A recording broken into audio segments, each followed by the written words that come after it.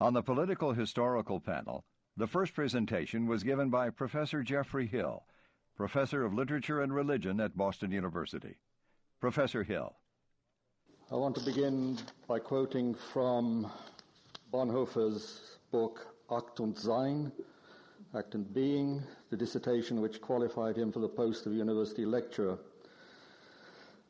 He writes, "Through the act of knowing, the known comes into the power of the I. It can be arranged within the system of general knowledge. The goal of cognition is to close this system. Once it succeeds, the I has become master of the world. For that reason alone, revelation is inimical to the system, for God is the master of the world." In the light of that comment by Bonhoeffer, I want to enter a word of warning about the film we saw this morning. Bonhoeffer did not die to the mellifluous sound of Lutheran chorales. He died alone and in ugliness. A film is an act of cognition. It is an attempt to close the system. Now, the system of general knowledge through which the I seeks mastery is at one level, you may say, as innocuous as it appears. It's an act in which all must engage if they aspire to grasp their place in the world. And yet within the German political ethical system, 2 years before the National Socialists were elected into power in 1933, the demonic I was already exuding its virulent power. It's there in the title of Hitler's book, Mein Kampf. And once this dimension of the cognitive I is faced, it can be shown to be inevitable that the mind of the man who writes Act und Sein will be inimical to, will be in eternal conflict with, the system developed by the mind of Mein Kampf. It's important that we recognize at how early a stage in the development of Bonhoeffer's thinking, the ground of the opposition to Nazism, which would bring him to his death in 1945, was being laid. It's also important that we realize the special characteristic of his resistant mind and sensibility. He was born into the upper professional class of parents who each traced their descent from men who had suffered for their political principles. Dietrich's paternal grandfather had been imprisoned in 1825 for expressing what had been called subversive liberal views. I stress Bonhoeffer's impeccable hereditary liberal credentials in order to emphasize that he is in no sense a simple offspring of that tradition. In more ways than one, Dietrich Bonhoeffer's sensibility was that of a radical conservative, if that is, it is a conservative characteristic to affirm the hierarchies. I would say that he believed in a natural aristocracy of the spirit. I can see no other way in which to read the section, The Sense of Quality, in Letters and Papers from Prison, where he writes, "Unless we have the courage to fight for a revival of wholesome reserve between man and man, we shall perish in an anarchy of human values. In other times, it may have been the business of Christianity to champion the equality of men. Its business today will be to defend passionately human dignity and reserve. The cheap insinuation that our attitude is antisocial, we shall simply have to put up with. They are the invariable protests of the rabble against decency and order."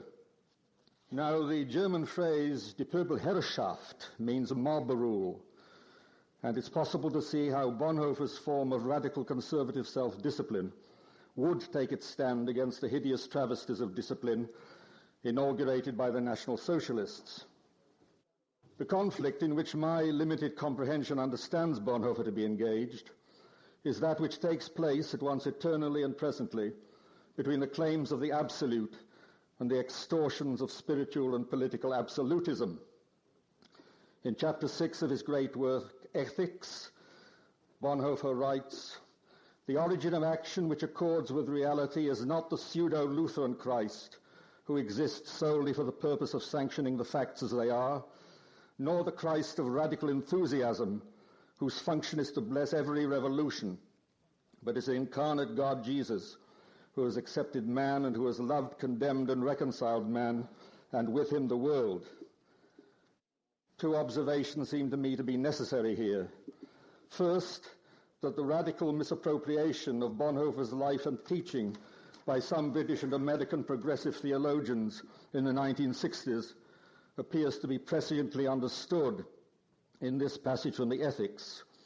Bonhoeffer's phrase, which the English translation renders as the Christ of radical enthusiasm, is der radikal schwärmerische Christus, which, though I'm no Germanist, as will be obvious to you, strikes me as conveying more contempt than is indicated by the translation.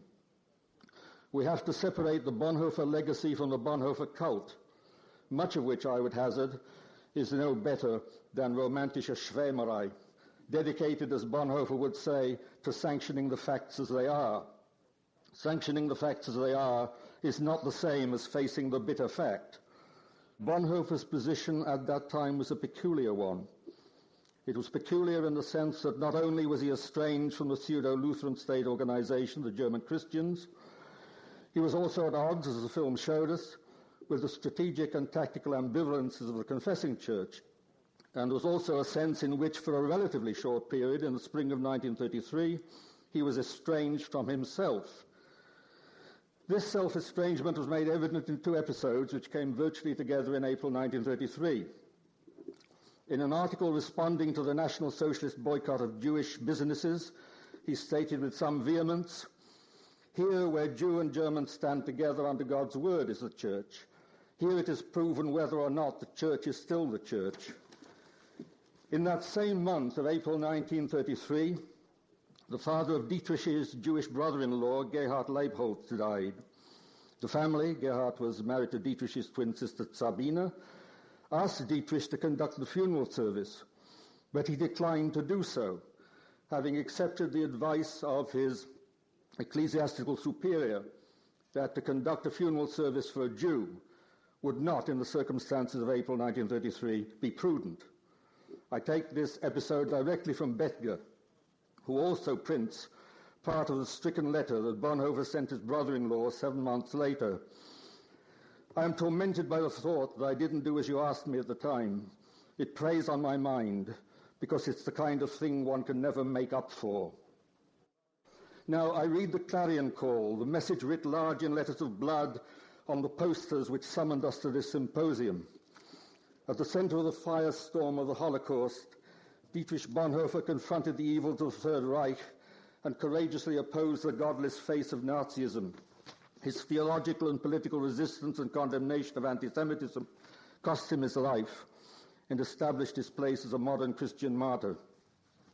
I put this harangue alongside Bonhoeffer's words of contrition in his letter to his Jewish brother-in-law.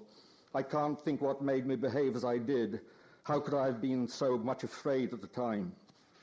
In these words, I recognize not the poster puppet of our state of the game, romantische Schwärmerei, but the active mind and spirit of the man who went to his death at Flossenburg extermination camp 12 years later, brave and composed, in the words of a hostile witness, an SS camp doctor, who added, "I have hardly ever seen a man die so entirely submissive to the will of God." Professor Geoffrey Hill.